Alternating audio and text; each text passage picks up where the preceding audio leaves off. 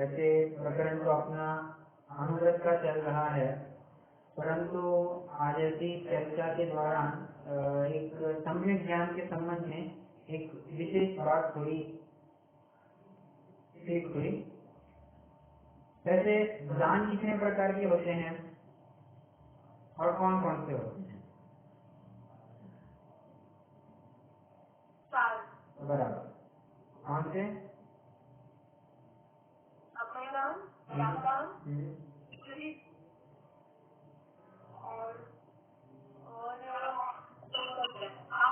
Right, हाँ। तो आहार दान, औषधि दान, अभय दान और ज्ञान दान, ऐसे 4 प्रकार के दान कहे हैं। दान है 4 प्रकार। आहार दान देना, ये आहार के माध्यम से सामने वाले व्यक्ति की एक दिन भर की समस्या मिट सकती है। औषधि दान देने से उस व्यक्ति की एक महीने भर की समस्या हल हो सकती है। अभयदान देने से उसकी एक भव संबंधी, हम उसको अभयदान दे सकते हैं, उसका जीवन बच जाएगा, एक भव, उसका एक पूरी जिंदगी बच जाएगी। और अगर ज्ञान दान देते हैं तो उसके भव भवांतर बच जाएंगे, वो अल्पकाल में ही मोक्ष की प्राप्ति करेगा। मैंने इतना सब क्यों कहा? मैं ये बात अधोरेखित करना चाहता हूँ कि ज्ञान समान न आन जगत में सुख को कारण। हम देवा भी किसका करें? आहार दान का करेंगे, ये कुछ काल के लिए शुभा को मिटाएगा, परंतु ये ज्ञान रूपी भोजन जो है ये अनादि काल से सुख रूपी शाश्वत सुख की शुभा मिटा देगा और हमें अनंत सुखी कर देगा, अव्ययवाद सुखी कर देगा। अभी एक संस्कृत का एक श्लोक है कि हाँ, अन्नदानं परं दानं विद्यादानं ततः परम् अन्येन क्षणिका तृप्तिः यावत् जीवं तु विद्यया। क्या कहा? अन्नदान यह परम दान है। आगे कह रहे हैं विद्यादानं ततः परम, ज्ञान दान ये उससे भी परम दान है, मतलब परम का परम दान है। अन्येन क्षणिका तृप्ति, अन्न से क्षणिक काल के लिए उस जीव की क्षुधा मिट जाएगी, परंतु यावत जीवन तु विद्या, आजीवन भव भवांतरों तक कि हमें ज्ञान रूपी संपत्ति हमारे आत्मिक सुख को बढ़ाती जाएगी। वो जो अनादि काल से हमारी शाश्वत सुख प्राप्त करने की क्षुधा है, भूख है, उस भूख को ये ज्ञान रूपी भोज हमें मिटाती है और पूर्ण सुखी करती है। ऐसी वो बात याद आ गई तो मैंने सोचा अभी प्रकरण चल चुका तो मैं कह दूं। चलिए जुड़ जाते अपने प्रकरण में। हम अनुव्रति की चर्चा कर रहे हैं और ये अनुव्रति ऐसा जीव है जो न्याय, नीति और भक्ष्य का ही अवलंबन करता है। अन्याय मार्ग, अनीति मार्ग, अभक्ष्य सेवन किसी भी प्रकार से नहीं करता है। और अगर एक सच्चे जैन श्रावक का, जैन श्रावक कह रहा हूँ, हाँ अनुव्रति भी नहीं कह रहा हूँ, एक सच्चे जैन श्रावक का देखेंगे तो वो जीव कानून के किसी भी अटकाव में नहीं आ सकता है। आप उसकी हर कोई क्रिया देखिए, ये वो कानूनन तौर पर वो अपराध नहीं ही माने जा सकते। तो जब सामान्य जैनाचार ही इतना है तो अनुव्रति तो बहुत आगे की बात है। अनुव्रति तो किसी भी प्रकार से दंड को प्राप्त नहीं ही होगा, क्योंकि उसका आचरण ही ऐसा है कि सहज ही वो स्थूल पापों से प्रतिज्ञाबद्ध त्यागी हो चुका है। तो स्थूल पाप वो वे होते हैं जो लोक में निंदनीय होते हैं, और लोक निंदनीय कार्य से वो हट चुका है तो किसी भी प्रकार से वो दंडनीय नहीं होता, दंड को प्राप्त नहीं होता है। तो ऐसे जीव की हम चर्चा कर रहे हैं।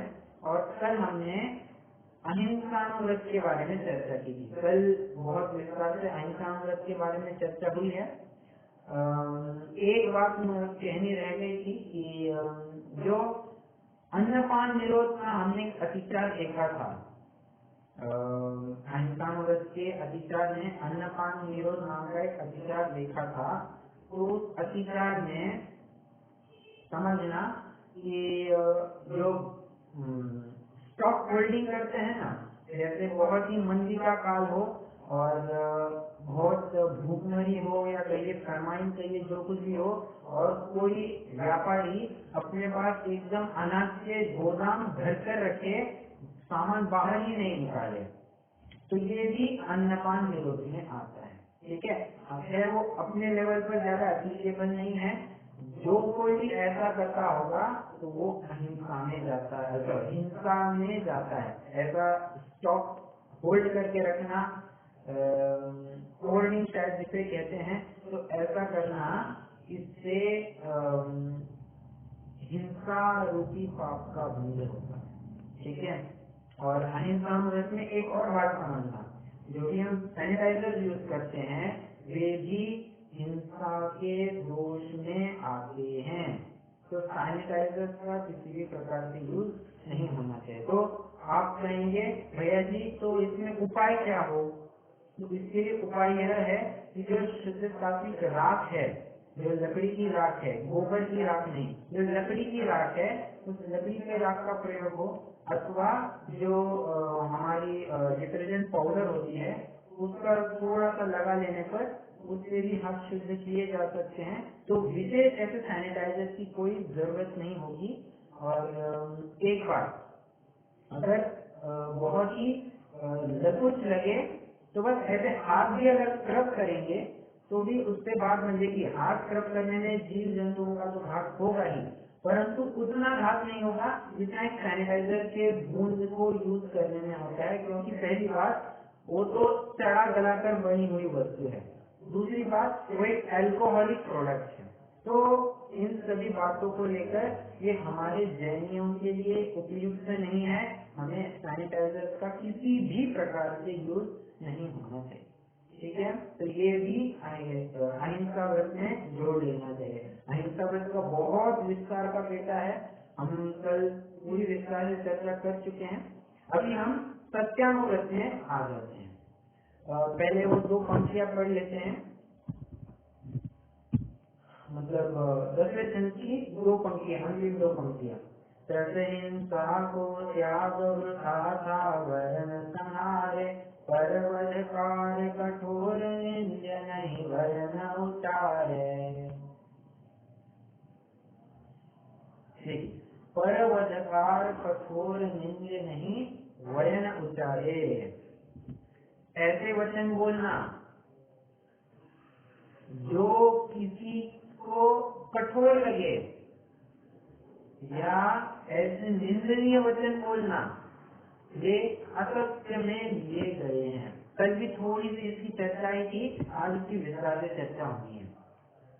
देखिए आपको बताऊं, ये आचार्य समंत भद्र ने सत्यानुव्रत के अतिचार में, अतिचार मतलब इन शॉर्ट दोष, इतना समझ लीजिए, मतलब जो बातें इस सत्यानुव्रत को दोष लगाती है उन्हें अतिचार कहते हैं।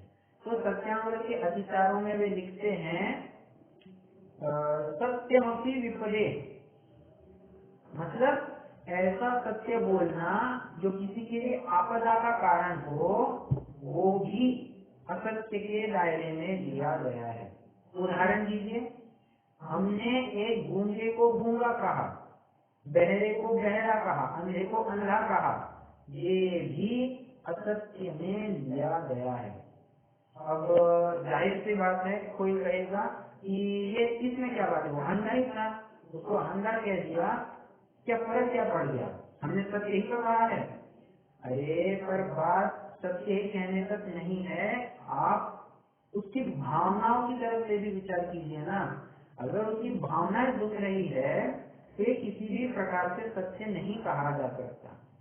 इस तर्क पर ही इतना समझना, अगर किसी झूठ के माध्यम से किसी जीव का प्राण रक्षण हो रहा हो, कौन से जीव का, जो कभी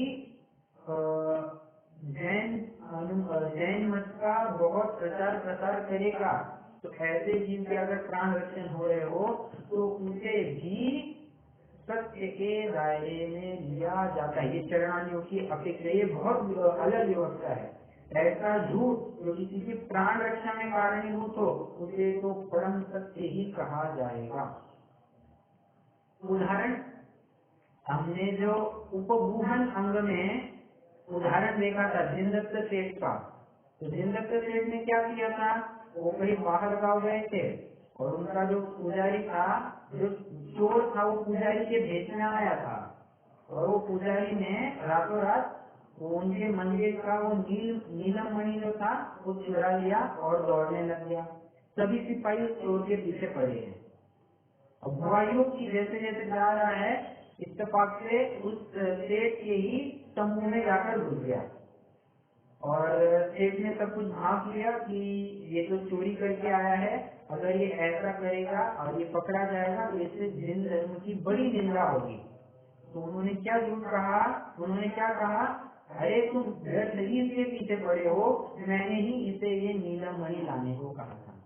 कहा था क्या ऐसा? नहीं कहा था, परंतु जैन धर्म को बचाने के लिए, जैन धर्म की निंदा ना हो इसको लेकर उनका अभिप्राय सच्चा था, इसको लेकर उन्होंने झूठ कहा। इसे चरणानियों कभी भी झूठ नहीं कहेगा, ठीक है। इसे तो अपना दूसरी बात नहीं कहना चाहता, परंतु इसे झूठ तो कतई नहीं कहेगा। और एक श्रावक के माध्यम से इतना, श्रावक के स्तर पर इतना हो सकता है, इसमें कोई हर्जा नहीं। दूसरा उदाहरण देता हूँ। राजा अकबर के जो दरबारी थे उन्होंने खूब कान भरे एक व्यक्ति के प्रति। कौन थे वे व्यक्ति? कविवर पंडित बनारसी दास जी, जिन्होंने नाटक संहिता लिखा है। और आपको ये भी मालूम होगा कि सुल्तान अकबर और अपने पंडित बनारसी दास जी ये अत्यंत घनिष्ठ मित्र रहे, अत्यंत घनिष्ठ मित्र। ये इतना क्या, एक दूसरों के पास जाकर वे शतरंज खेलते थे, एकदम मित्रवत व्यवहार रहता था, इतनी घनिष्ठ मित्रता थी। परंतु अनफॉर्चुनेटली दरबारियों को उनकी वो मित्रता सुनाई नहीं और राजा के उन्होंने कान भर दिए पंडित जी के खिलाफ। और अपनी जाति के हिसाब से राजा तो थोड़ा क्रोधित हो गया। उन्होंने कहा बुलाओ उसे, और अपने हाथ में एक पंछी को रखा, कबूतर। पूछा, बताओ ये मेरे हाथ में जो कबूतर है ये जिंदा है या मरा हुआ है? पंडित जी ने ये अच्छी तरह पहचान लिया था कि इनका जो इरादा है अच्छा नहीं है, उनका रुख अच्छा नहीं है। वे सोच रहे हैं कि अगर मैं इसे कहूंगा कि ये मरा हुआ है, तो मैं इसे कहूंगा कि ये जिंदा है, तो तुरंत मसल कर कह देंगे ले ये तो मरा हुआ था। और अगर मैं कहूंगा कि ये मरा हुआ है तो कहेंगे कि इसे छोड़ देंगे। किसी भी प्रकार से ये मुझे झूठा सिद्ध करना चाहते हैं, इनका इरादा अच्छा नहीं है। उन्होंने क्या किया होगा? उन्होंने तो यही कहा कि ये मरा हुआ है, और जैसा उन्होंने सोचा था वैसा ही हुआ। राजा ने कबूतर को छोड़ दिया, वो उड़ गया और कहा ले ये तो जिंदा था। उतने में पंडित जी मुस्कुराए और उस मुस्कुराहट में पंडित जी की जीत थी। सभी दरबारी गण इसको जान चुके थे। क्यों? अरे इससे उस पंछी का प्राण बचे हैं, तो ऐसा झूठ चरणामियों की प्यारी सीमा में परम सत्य ही कहलाता है, ठीक है। मैंने इतना तो क्यों विस्तार लिया है? ऐसे वचन, ऐसा सत्य जो किसी के लिए कठोर हो, किसी के प्राण घात में निमित्त हो, जो हम अप्रैल फूल इत्यादि जो करते हैं, अप्रैल फूल जो करते हैं, जो इत्यादि में कहना, ये भी सत्यमुखी विपदे में आता है, ये भी असत्य के दायरे में आता है। तद्विपरीत ऐसा झूठ जो किसी की प्राण रक्षा में निमित्त हो तो उसे चरणानियों की परिसीमा में परम सत्य ही कहा जाता है, ठीक है। तो ये दो बातें मैं आपके सामने रखना चाह रहा हूँ। अभी इसका और कितना विस्तार होता है ये हम थोड़ा देखते हैं। चतुर्थ सूत्र के 7वें अध्याय का सूत्र है, एक मिनट। हाँ,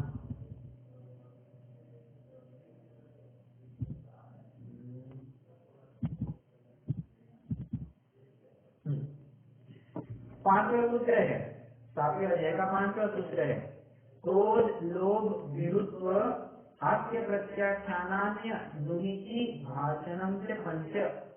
यहाँ पर सत्यानुगत की भावनाएं बताई जा रही है। भावनाएं मतलब ऐसी बातें जिनके पालन करने पर ये या जिनको अंगीकारने पर ये सत्य व्रत बचा रहेगा, कोई सा भी व्रत ये सुरक्षित रहेगा, उसे भावना कहते हैं। और अतिचार उन्हें कहते हैं जो व्रत में दोष पैदा कराते हैं। ठीक है, दो बातें क्लियर है।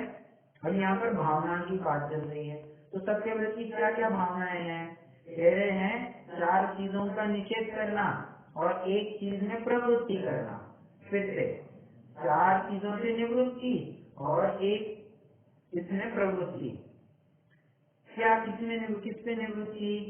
क्रोध से वचन कहना, लोभ के इन्फ्लुएंस से वचन कहना, भय और हास्य इनसे मिश्रित वचन कहना, ये असत्य में आते हैं। अब सरल सरल है। कोई एकदम क्रोधित हुआ है, बहुत ही गुस्सा हुआ है, तो कुछ का कुछ बक जाता है। माता पिता भाई बहन कुछ नहीं देखता है और बोल जाता है, अनाप शनाप कुछ भी बोल जाता है। जैसे शराब के नशे में उन्मत्त होकर जो कुछ का कुछ बक देता है, उसी प्रकार क्रोध भी अभी तो एक नशा ही है, मोहनिया का भेद है। मोहनिया ये नशा है, तो क्रोध है, तो क्रोध के नशे में, क्रोध के आवेग में कोई कुछ का कुछ बोल देता है।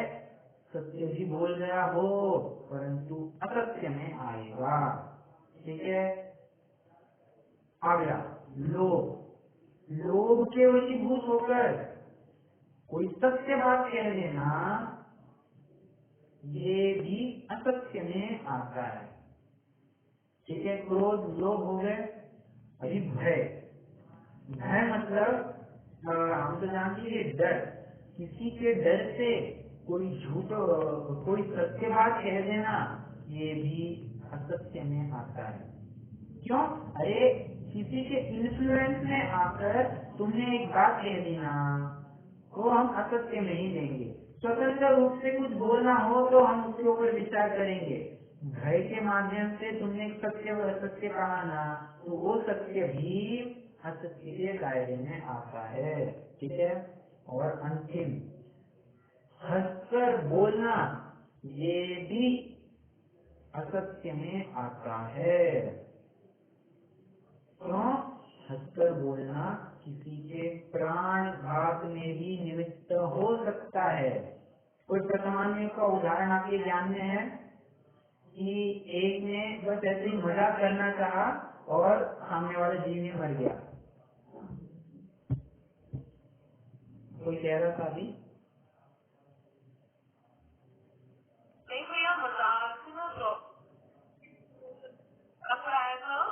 राइट, एक महाभारत की है, वो एक मजाक की थी। राइट, ये भी एक एग्जाम्पल है। मैं तो प्राणघात जहाँ हो गया ऐसा वाला एग्जाम्पल पूछा। आपका उदाहरण सही है, उससे महाभारत छिड़ गया था। मैं दूसरा वाला पूछ रहा हूँ, मतलब प्राणघाती हो गए, मर ही गया वो सामने वाला आदमी। रामायण में लक्ष्मण जी राइट। देवों ने आकर मजाक मजाक में कह दिया कि your big brother is no more, और ये ही नो मोर हो गए, वही धराशायी हो गए, वही जल बसे, उनके प्राण पखेरु वही हो गए। अब विचार कीजिए, बस मजाक मजाक में वो टेस्टिंग कर रहे थे कि देखते हैं इनमें कितना प्रेम है, और नतीजा क्या निकला, वो सामने वाले व्यक्ति ही मर गया। और शायद कुछ बीच में एक ऐसी घटना भी हुई थी, 8-10 साल पहले एक मतलब लड़के और लड़की की शादी होने वाली थी, और शादी में अभी थोड़ा टाइम था, 1 आध महीना कुछ टाइम था, उतने में उस लड़की ने अप्रैल का टाइम था, 1 अप्रैल, उसने उस लड़की को फोन घुमाया और कहा मैं तुमसे शादी नहीं करने वाली, जाओ तुम्हें जो कुछ करना है। फोन काटने से पहले ही उसने फांसी लगा ली थी। वो तो अप्रैल फूल करना चाह रही थी, परंतु ये सच्ची में फूल हो गया और यहाँ तक अपना आत्मघात कर बैठा। विचार करना चाहिए, मतलब एक हंसी मजाक भी किसी को इतना मतलब इतनी हल्की लेवल पर लेकर जा सकता है, ये इतनी इसकी परिसीमा है। मतलब इतनी बड़ी हाइट है, हम जिसका जितना विस्तार कर सकते हैं उतना विस्तार करना चाहिए। मतलब हंसकर नहीं, किसी भी प्रकार से कोई हंसकर बात बोलना ये तो असत्य के ही दायरे में लिया गया है। हम देखिए ना, हम ऐसी दो जगहों में चर्चा कर रहे हैं और कोई तीसरा व्यक्ति थोड़ी सी दूरी से जाए और हम आपस में हंसने लगे, तो क्या है, वो तीसरे व्यक्ति पर कितनी खराब बीतेगी। उसको लगेगा कि जरूर मेरे बारे में कुछ बोल रहे हैं और मेरे बारे में बुरा ही बोल रहे हैं, सोचने में कुछ तो है ऐसा। अब हम बस हंसे, जरूरी नहीं कि उस तीसरे व्यक्ति को लेकर ही हंसे होंगे, परंतु हमने उसकी तरफ देखा, वो इशारे उसकी तरफ थे, तो उसने वो स्वयं ऐसा इंटरप्रेट किया, वो उसके मन में हमारे प्रति श्रद्धा उत्पन्न होने लगी। ठीक है, तो हंसकर बात करना ये भी इसका भी निषेध किया गया है। मतलब सत्यानुगत में तो इसे नहीं लिया जा सकता। तो कंक्लूजन क्या है, क्रोध से, लोभ से, भय से और हास्य से किसी भी प्रकार की बात नहीं करना। वैसे एक छंद भी आता है, परंतु उस छंद को अभी नहीं बोलेंगे, अन्यथा अपना अचौर्यानुव्रत का भी आज मेरा टॉपिक में है, तो वो भी कवर करना है, नहीं तो वो कवर नहीं हो पाएगा। तो एक छंद भी कहा रहता है, वो राजा भोज का और एक कालिदास का छंद है, वो बाद में कभी विषय होगा तब देखेंगे। अगर मुनि स्वरूप में कुछ हुआ तो वहां पर देख लेंगे। अभी 4 तो हो गए सत्यानुव्रत की भावना है, अभी एक प्रवृत्ति पूर्वक भावना कह रहे हैं। क्या? अनुमीची भाषण। शास्त्र के अनुसार निर्दोष वचन बोलना, ये अनुमीची भाषण में आता है। तो इसको अगर पालेंगे तो सत्यानुव्रत भी अपने आप पल जाएगा। मतलब देखिए, सत्यानुव्रत सिर्फ इतने तक सीमित नहीं कि झूठ बोल दिया हम खेल खत्म, नहीं, जितना विस्तार हो सकता है उतना विस्तार करना। ये तो मैंने सिर्फ आपको आधे रास्ते तक लेकर आया हूँ और आधा फासला तय करना है। कैसे? ये तो हमने सिर्फ भावनाएं देखी, अभी सत्यानुव्रत को लगने वाले दोष कैसे कैसे होते हैं इसको भी जरा विचारते हैं। सूत्र है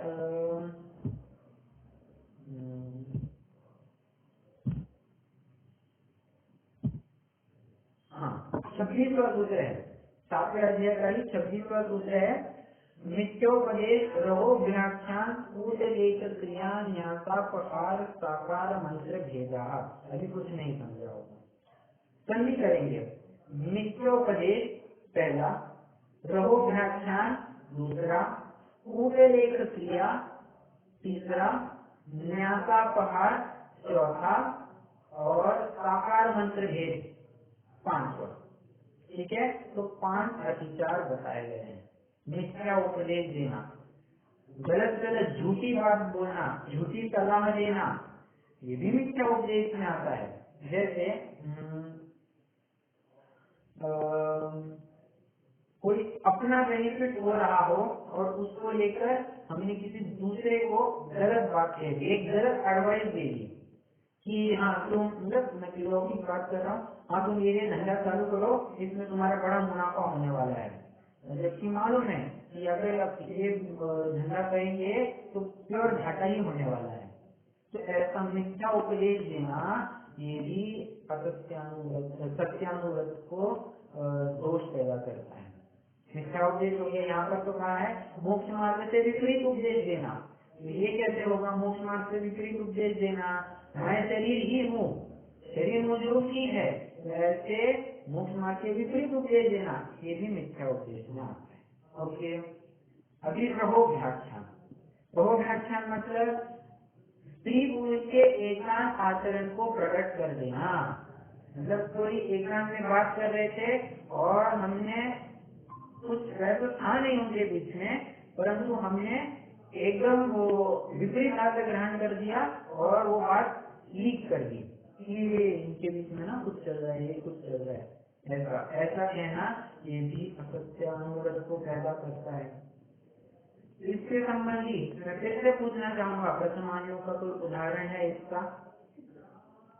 पिताजी का पाठी राइट राइट, पिताजी ने अपवाद मात्र किया था, भले ही जाकर उन्होंने बाद में प्रायश्चित लिया था, पश्चाताप हुआ था उनको, परंतु फल तो उनको मिला ही था, बंद तो हो चुका था, तो पिता की पर्याय में उन्हें लोकापात का सामना करना पड़ा था, जबकि कुछ था नहीं, एकदम परम पवित्र स्त्री थी, एकदम शीलवती नारी थी, फिर भी लांछन आ गया। ये कहते कभी काल में हमने किसी का ऐसा भाई बहन ही थे, परंतु हमने जबरन वो कुछ अलग अन्यथा अर्थ निकाला, ये भी रघु व्याख्यान में आया है। ठीक है, दो हो गए। तीसरा, कूटलेख क्रिया, अन्य के बारे में झूठा लेख लिखना, अन्य के बारे में झूठा लेख लिखना। अभी कैसे होगा ये? कोई व्यक्ति वास्तव में शराब नहीं पीता था, परंतु हमारा उसके प्रति बैर था ना, तो हमने एकदम से पेपर आउट कर दिया, कोई भी व्यक्ति इस आदमी के संपर्क में न आए, ये शराब पीता है, सब व्यसनों का सेवन करता है, इत्यादि इत्यादि बातें बोल दी, मतलब झूठा लेख लिख दिया, और जैसा वो व्यक्ति था वैसा बिल्कुल कहा नहीं, और एकदम अन्यथा प्रलोभन कर दिया, ये भी कूटलेख क्रिया में आता है। ठीक है, कूटलेख क्रिया हो गई। न्यासापहार, धरोहर रखने वाला आकर कम वापस मांगे तो कम ही देना। जैसे हमने अपना धन किसी के पास थोड़ा सा सेफ्टी पर्पज के लिए लिया था, मान लीजिए 1 लाख रुपए लिए थे, और हमने कहा भैया थोड़ा सा इस पैसे को संभालना, मुझे थोड़ा काम है, तो मैं 2 दिन बाद लौट कर आऊंगा, तो बस ये पैसे मांग लूंगा, अभी तो इतना मैं पैसे कहाँ लेकर जाऊँ, तो अभी तुम्हारे पास बनाए रखो। 2 दिन होने के बाद वो लौट कर आता है और पूछता है कि भैया मेरे 80,000 रुपए दो। हाँ, तुम्हारे 80,000 रुपए ही थे ना, हाँ ये भैया दो।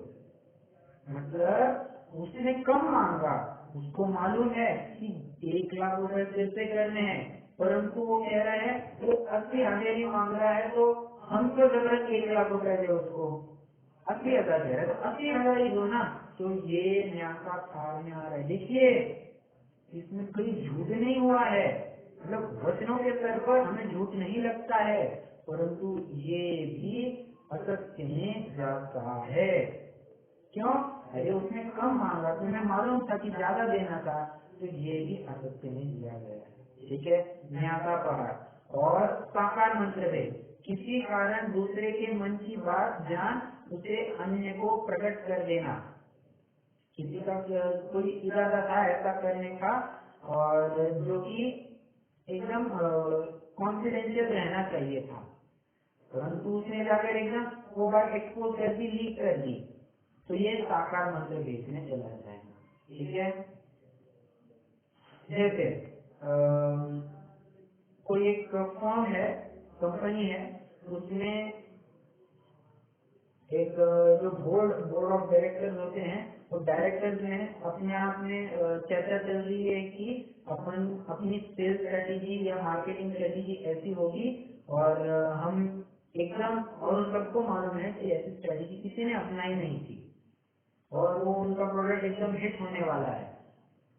हुआ यूं कि उनमें से जो एक डायरेक्टर था, उसने जाकर वो बात किसी और कंपनी में कह दी, तो ये भी साकार मंत्र भेजने आएगा, उसकी वजह से उसका सेल्स डाउन हो गया, सब कुछ डाउन हो गया, ये दूसरी बातें हैं, परंतु ये साकार मंत्र भेजने आता है, झूठ में आता है। तो कॉन्फिडेंशियल बात थी, तुम्हें कॉन्फिडेंशियल ही रखनी चाहिए थी, तुमने उसे एक्सपोज क्यों किया? तुमने मतलब मैं वो अभी बोलने फ्लो में आ जाता है, आप पर्सनली नहीं समझना, परंतु तुमने मतलब एक ऐसी इन जनरल बात चल रही है, जिसे सामने टोका जा रहा है उसकी बात चल रही है। तो जो जीव ऐसा करता है वैसा उसका सत्यांगत भंग होता है। ठीक है, तो विचार कीजिए सत्यांगत का कितना कितना लंबा लंबा स्वरूप है, और इसीलिए हमें अपने वचनों पर एकदम कंट्रोल रखना चाहिए। जुबान अगर वो आता है ना, धनुष से निकला बाण और जुबान से निकले शब्द लौटकर कभी नहीं आते। तो उसी प्रकार एक बार कुछ कह दिया, वही हम कहते वो सॉरी, तो शब्द तो जा चुके हैं। वो आता है ना, वचन संहारिए बोलिए, वचन के हाथ न पाओ, एक वचन करे औषधि, एक वचन करे घाव। संभाल संभाल कर वचन बोलना चाहिए। क्यों? वचन बोलेंगे तो किसी को घात कर देंगे, और होंगे तो किसी के लिए एकदम मलम के रूप में, एक औषधि के रूप में काम करेंगे। ठीक है, और सत्य के बारे में, वचनों के बारे में ठीक मीठा बोलने के लिए, हित में प्रिय बोलने के लिए कितने कुछ छंद आते हैं। मैंने तो एक छंद कहा, और कौवा का तो देश है, कोयल का तो देश, अपने मधुर वचन ही से जग अपनों कर ले। कौवा कहाँ किसी से कुछ लेने जा रहा, किसी को कुछ लेता है, और कोयल कहाँ किसी से कुछ लेती है। परंतु आप अंदर विचारिए, कौवे की काव काव किसी को नहीं सुहाती है, परंतु कोयल की जो ध्वनि होती है, जो गाना होता है, वो सभी को सुहाता है। ऐसा ऐसी क्या बात है? स्वर माधुर्य उनके पास है, तो उसके बस पर पूरे जग को अपने वशीकरण में कर लेते हैं। एक और छंद है इनका दोहा, वशीकरण यह मंत्र है, सुख उपजे प्रभु। वशीकरण मंत्र कहा है इसको, मतलब कितना कुछ लिखा है सत्यानुगत के बारे में। और भले ही हमें बोलने नहीं है, हम सही झूठ का फैसला नहीं कर पा रहे हैं, मौनम सर्वार्थ साधना, मौन बने रहेंगे तो बात आगे बढ़ेगी ही नहीं। अगर बोलने का भी प्रश्न होगा तो हितनिष्क्रिय वचन ही निकलेंगे। तो पहली बात तो ये है कि हमें मौन ही रखना है, और अगर बोलने का प्रसंग आए तो हितनिष्क्रिय वचन ही बोलना है। ठीक है, तो ऐसा इसमें सत्यानुगत में समझना चाहिए। हाँ, इसमें एक विवक्षा और समझना, आपने आप अगर पढ़ा भी होगा या आगे कभी पढ़ेंगे, आपको शास्त्रों में ऐसा लिखा मिलेगा, आचार्य कुंद स्वयं लिखते हैं, हे मुने, मतलब जो श्रद्धा से विहीन मुनिराज है, ऐसे मुनिराजों को आचार्य कुंद ने बहुत ताड़ना दी है। वे लिखते हैं, हे मुने, अपना ऐसा जला हुआ मुर्दा लेकर तुम घर घर भीख मांगते फिरते हो, तुम्हें शर्म नहीं आती है? तो हम कहेंगे कि आचार्य के वचन है। हम फर्स्ट इंस्टेंस में तो रियलाइज ही नहीं कर पाते हैं कि ये आचार्य के वचन होंगे। हमें लगे कोई माहौली होगा, और ऐसे वो लगे तुझे कुछ समझते नहीं, क्या ऐसे घूमता फिरता है। आचार्य स्वयं कहते हैं, वे कहते हैं, दर्शन से विहीन है ना, तो तुम्हें शर्म नहीं आती कि तुम ऐसे भीख मांगो, मतलब ऐसे ऐसे शब्दों का प्रयोग किया है। तो इसमें ये नहीं समझना कि उनके सत्य भागवत का लोप हो चुका है, नहीं, उनके पीछे उनका अभिप्राय बहुत सच्चा है। वो सामने वाला जो समझ ही नहीं पा रहा है, तो काम धाम दंड भेद के स्तर में, उस समझाने के स्तर पर इतनी एक्सट्रीम लेवल हो सकती है। और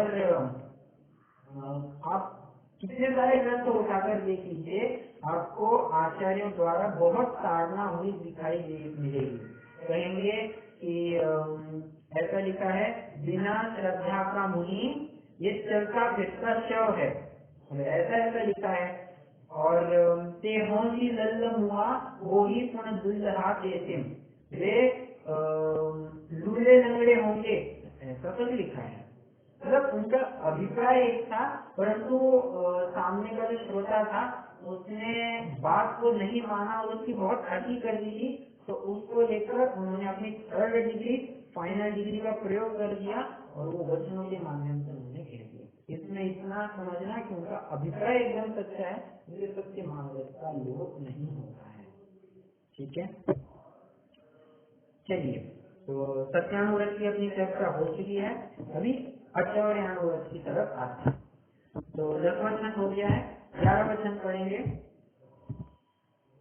जड़मृति का बिन और नाहि कछु गहे अदत्ता, निज वनिता बिन सकल नारी रहे विरता, अपनी शक्ति विचार परिग्रह थोड़ो राखे, रस जिस गमन प्रमाण छानत सुसी मन नाखे। वैसे तो पहले पंक्ति की ऊपर ही चर्चा चलनी है, अचौर्यानुव्रत। जल मृतिका बिन अचर, ये आगे बढ़ने से पहले बालबोध की परिभाषा मैं आपसे जानना चाहूंगा। बालबोध ने चोरी की क्या परिभाषा दी है? बिना बताए आना करना। फिर से मैं आपसे ठीक से सुन नहीं पाया। बिना बताए किसी चीज की उठाना और उसका प्रयोग करना, ये चोरी कहते हैं। राइट, तो मैं इतना कहना चाहूंगा कि बालबोध की परिभाषा आपने आगे ही बताई है। आगे उन्होंने एक और बात कही है, किसी की पड़ी हुई भूली हुई रखी हुई वस्तु को उठाना या उठाने का भाव करना। धीरे धीरे आपने बस आधा ही कह दिया, मतलब वो उठाना चोरी करना ये बात सही है, परंतु आगे की बात भी उतनी ही इम्पोर्टेंट है। उठाने का, हमने उठाया नहीं, परंतु बस वो 2000 की नोट पड़ी थी, देखकर मन ललचाने लग गया, हो गया, ये चोरी में चला जाता है। अरे उठाया नहीं, हाथ भी आगे नहीं बढ़ा है, झुके तक नहीं है, परंतु वे भाव उठने आए हैं, ये भी चोरी में चला जाता है। ठीक है, द्रव्य चोरी को तो चोरी सब पूरी दुनिया कहती है, परंतु भाव चोरी को कोई पकड़ ही नहीं पाता है। कानून तो बस द्रव्य चोरी को दंडित करता है, भाव चोरी के लिए ये जिनागम का एक विशेष न्यायालय है, कानूनालय है, जहाँ पर द्रव्य हिंसा को तो दंडित किया ही जाता है, भाव हिंसा को और विशेष रूप से लगाम लगाने की कोशिश की जाती है। ठीक है, तो भावों के स्तर पर तो कोई कितना भी खराब विचार कर सकता है, तो भावों के स्तर पर भी एक रोक लगे, इसके लिए जिनागम बहुत प्रयासरत है। और इसीलिए आपको मालूम होगा, द्रव्य हिंसा से अधिक गुना पाप भाव हिंसा में लगता है, या द्रव्य पाप से कई गुना ज्यादा पाप भाव पाप में लगता है। भावों के स्तर पर हुआ ना, ये बहुत बड़ा पाप है। इट इज ऑलमोस्ट इक्विवेलेंट कि तुमने वो काम कर ही दिया है, बस दुनिया को दिखाई नहीं दे रहा है, परंतु जिनेन्द्र कथित मार्ग में, जिनेन्द्र कथित मार्ग के दृष्टि में तुमने वो काम कर दिया है, तुम्हें उतना पाप लगेगा ही लगेगा। ठीक है, चोरी की बात भी हमने देख ली कि वैसे तदनुसार वो भाव भी नहीं करता है। अच्छा, तत्वाल सूत्र में भी ये परिभाषा आई है, अदत्ता दानम तेयम। क्या कहा? अदत्ता दानम तेयम, बिना दी हुई वस्तु को लेना, ये चोरी में आता है। क्या कहा? बिना दी हुई वस्तु को लेना ये चोरी में आता है। अभी इसमें थोड़ी सी जरूरत है समझना, यहाँ पर अभी थोड़ा सा टेक्निकल बात चलने वाली है, थोड़ा सा उपयोग दीजिए, क्योंकि अभी महाव्रत और अणुव्रत को थोड़ा कंपेयर करने वाले हैं, क्योंकि वहां पर भी यही बात आ रही है और अणुव्रत में भी बात आ रही है। देखिए यहाँ पर क्या कह रहे हैं, जल मृतिका बिन और नाही कछु गहे अदत्ता। क्या कह रहे हैं? अनुव्रति जो है, अचौर्यानुव्रति जो है, वो जल और मिट्टी को छोड़कर अन्य कोई भी वस्तु बिना दिए ग्रहण नहीं करता है। ठीक है, अनुव्रत के बारे में इतना कह दिया। अभी छठवीं ढाल की पहली छठवीं ढाल का जो पहला खंड है उनकी पंक्तियां बिताई है।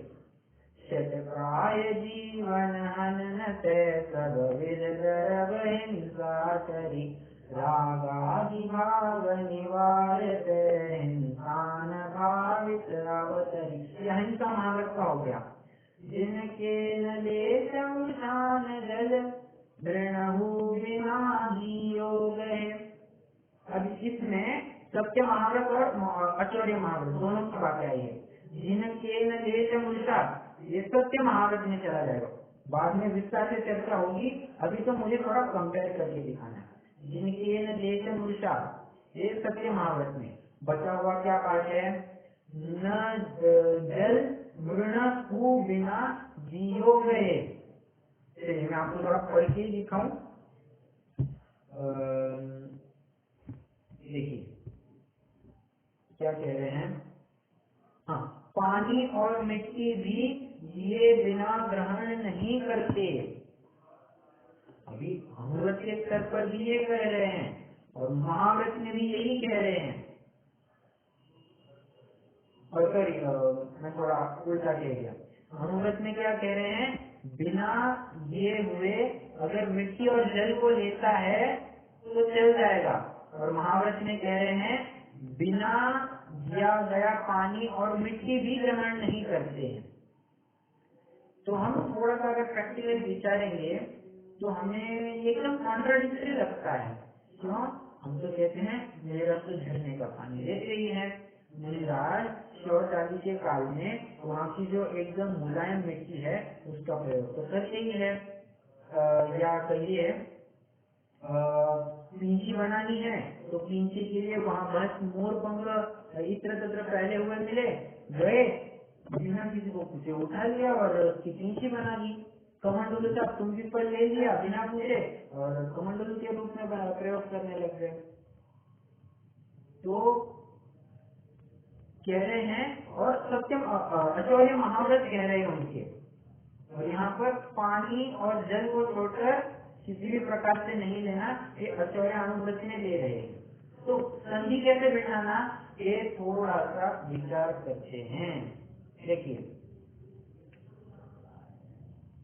यहाँ पर जो कहा जा रहा है अनुव्रत के प्रकरण में कि जल और मिट्टी को बिना दिए ले सकता है। एक मिनट है जी।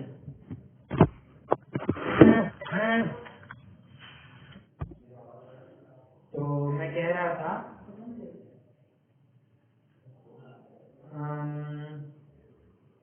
अनुव्रत के बारे में कह रहा था। तो अनुव्रत में जो कहा है कि मिट्टी और जल को वो बिना दिए ले सकता है, तो उसे हम चोरी नहीं कहेंगे। बिना दिए ले रहा है जल और मिट्टी तो चल जाएगा। और यहाँ पर कह रहे हैं जल और मिट्टी बिना दिए भी नहीं ले सकते, परंतु प्रैक्टिकली लेते हुए दिखाई दे रहे हैं। तो समझना कैसे? यहाँ पर कह रहे हैं अगर किसी की प्राइवेट प्रॉपर्टी, प्राइवेट मिट्टी और पानी है, उसको अगर लेना है तो वो चोरी में नहीं आएगा। जबकि अगर मुनिराज किसी की प्राइवेट प्रॉपर्टी की मिट्टी या पानी लेते हैं तो वो चोरी में आएगा। ठीक है, देखिए हर कोई बात किसी न किसी की प्रॉपर्टी तो होती ही होती है। पर्सनल प्रॉपर्टी ना हो तो गवर्नमेंट ट्रेजरी की तो होती ही होती है, बराबर है। तो इतना समझना गवर्नमेंट ट्रेजरी के मतलब जो पहाड़ है, जंगल है, वो तो सब सभी के लिए खुला है। वो तो आओ जाओ कोई भी उसका प्रयोग कर सकता है। तो उसको उस प्रॉपर्टी में से, जैसे वन जंगल है, उसमें से हमने कुछ मिट्टी पानी लिया तो वो तो मुनिराज और श्रावक दोनों के लिए चोरी में नहीं आएगा। परंतु इतना समझना अगर किसी की प्राइवेट प्रॉपर्टी है वो जल और मिट्टी, उसे अगर श्रावक लेता है तो भी वो चोरी में नहीं आएगा, परंतु मुनिराज लेते हैं वो चोरी में आएगा। ठीक है, मतलब अभी वैसे में मुझे अभी थोड़ा इमेजिन हो रहा है, मैंने आपको एक चार्ट बनाकर दिखाना चाहिए था। अगर आप बना सकते हैं तो अच्छा ही है, मैं तो आपके साथ शेयर कर ही दूंगा। लिखना है, एक टेबल बन सकता है, प्राइवेट प्रॉपर्टी, पब्लिक प्रॉपर्टी, मुनिराज और श्रावक। तो प्राइवेट प्रॉपर्टी में मुनिराज के अगर हॉरिजॉन्टली बिछाते हैं तो वहां पर क्रॉस लगेगा, वे नहीं ले सकते। परंतु पब्लिक प्रॉपर्टी है, मतलब सरकार की प्रॉपर्टी है, उसको ले सकते हैं, बिना पूछे भी ले सकते हैं। और श्रावक के केस में तो दोनों ही बातें आ जाती है, ठीक है। श्रावक के केस में दोनों ही बातें ले सकता है। अब वो कैसे ले सकता है, इसको थोड़ा विचारते हैं। जैसे पड़ोसी की कोई खेती थी और हमारी भी लगभग ही खेती थी, तो हमने क्या किया, हमें थोड़ी सी मिट्टी कम पड़ रही थी, हमने वहां से एक टोकरी भर मिट्टी उठाई और यहाँ डाल दी। तो मिट्टी उठाने को कोई चोरी कहेगा क्या? नहीं, ये चोरी नहीं है। अच्छा, खेती का उदाहरण नहीं लेते, ये सिचुएशन डिसमिस कर दी, ये नहीं लेंगे। मान लीजिए हमें मिट्टी ऐसी ही चाहिए थी और हम वहाँ किसी की खेती में से, पर्सनल खेती में से उठा कर ले आए, तो इसको कोई चोरी कहेगा क्या? नहीं, इसको कोई चोरी नहीं कहेगा। ये तो बस ठीक है, आम बातें चलती रहती है। तो मिट्टी और जल को कोई वैसी वैल्यू नहीं होती है, इसीलिए वो बात चोरी में नहीं ली गई है।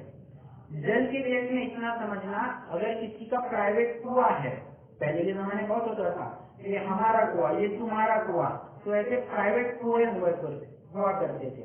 तो ऐसे प्राइवेट कुओं में से अगर हमने पानी ले लिया, पड़ोस वाले बाहर गांव गए थे, उनके घर पे कोई नहीं था, हमने जाकर उनके कुएं में से पानी ले लिया उनको बिना पूछे, तो ये श्रावक के स्तर पर चोरी में नहीं जाएगा, ठीक है। अच्छा, अगर मान लीजिए मुझे वो केस अलग है, अपन उसके बारे में अभी बात नहीं करेंगे। तो इतना क्लियर है मुनिराज के स्तर पर कैसे चोरी लगेगी और श्रावक के स्तर पर चोरी कैसे लगेगी, ये क्लियर है आपको। अचौर्य व्रत कैसे फलेगा, ये क्लियर है आपको? ओके,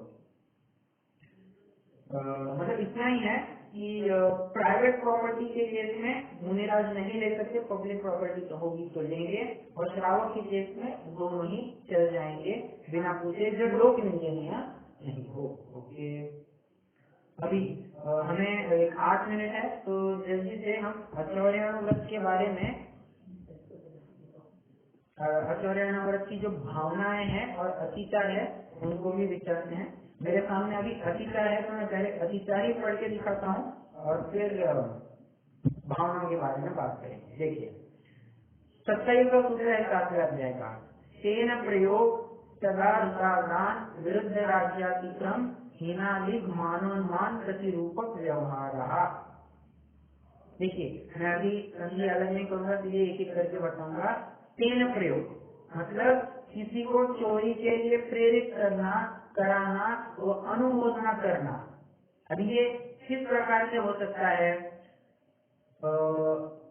अगर हम थोड़ा अपने केस में लगाए तो टैक्स आदि जो इवेजन में जाते हैं, टैक्स इवेजन, टैक्स बचाना, ये तुम ये काम करो तुम्हारा ये टैक्स बच जाएगा, ये ऐसा करो तो टैक्स बच जाएगा, तो ये सब जो बातें हैं ये भी वैसे देखा जाए तो चोरी में ही आता है। परंतु मैं जितना समझ पाया हूँ मैं उसके स्तर पर बोल रहा हूँ, अगर आपको कुछ लगता है तो आप बताइएगा। इस प्रकार की चोरी करना कि वो सरकार तक पहुंच ही नहीं पाए, तो शायद उसको सेम प्रयोग में ले रहे हैं। अपना टैक्स बर्डन कम करना, अभी ये क्या बात है, ये मुझे भी थोड़ा समझना पड़ेगा, क्योंकि मुझे भी थोड़ा सा ये अटपटा लग रहा है, क्योंकि देखिए मैं चर्चा करके आपको बताऊंगा कैसा है इस सेम प्रयोग के बारे में। परंतु जहाँ तक मैंने समझा है, ये टैक्स इवेड करना, वो टैक्स भरना ही नहीं या ऐसा कुछ करना, ये सेम प्रयोग में जाता है, ठीक है। ये तो आम स्तर पर हमें दिखने में आता है, तो सेम प्रयोग हो गया। सेल अयथादान मतलब चोरी की वस्तु ग्रहण करना। किसी ने चोरी करके लाई थी वस्तु और हमने उसे खरीद लिया, खरीद लिया लेने की अपेक्षा किसी ने चोरी करके लाई और हमने उसे ले लिया, जबकि हमें मालूम है कि ये चोरी की वस्तु है, तो ये भी इनडायरेक्टली एक चोरी को ही प्रमोट करने की बात होती है, इसलिए पेश और ज्यादा।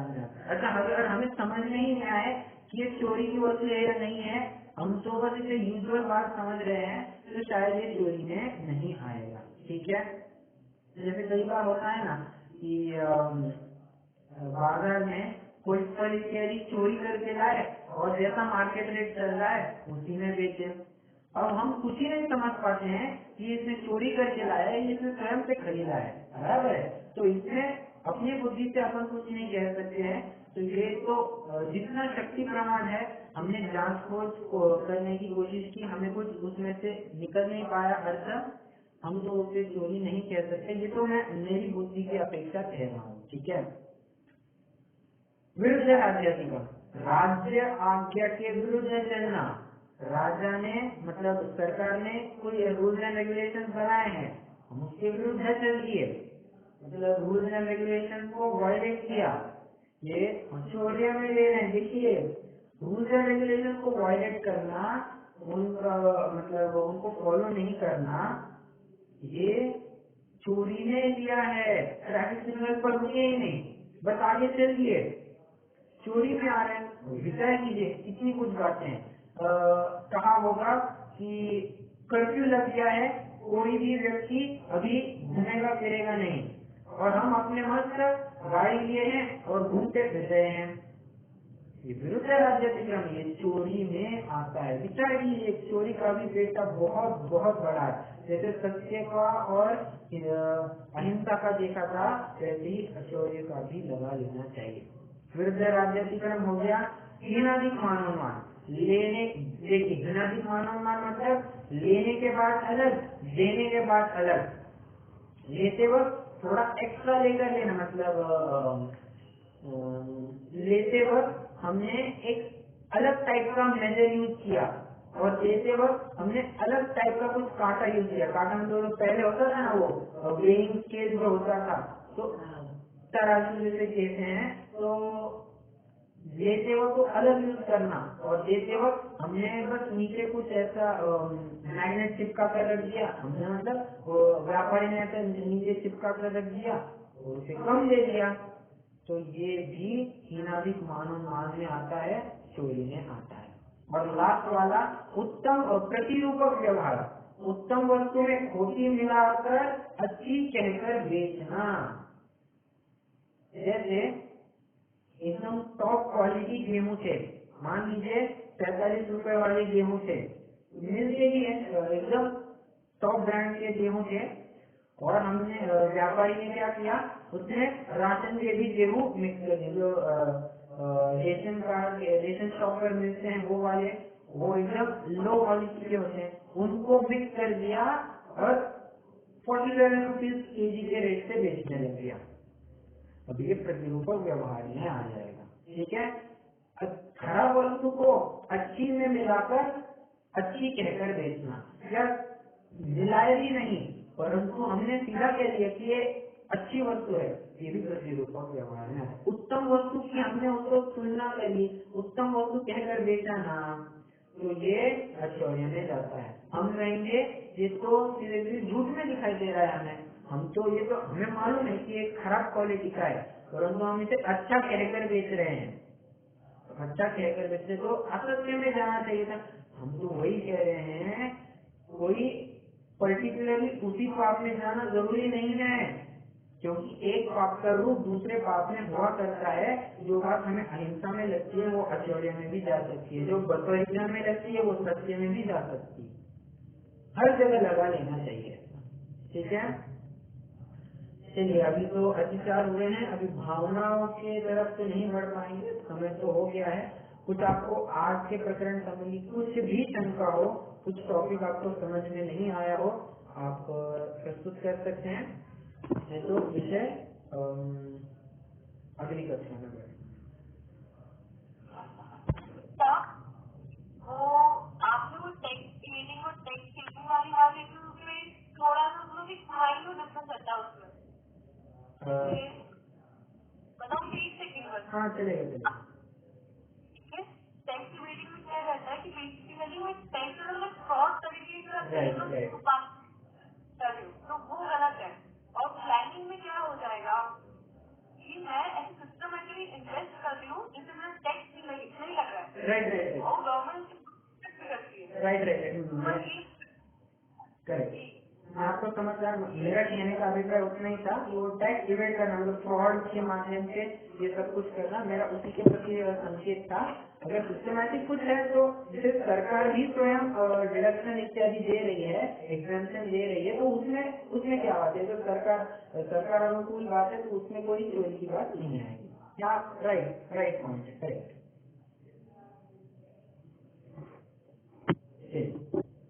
कुछ और शंका?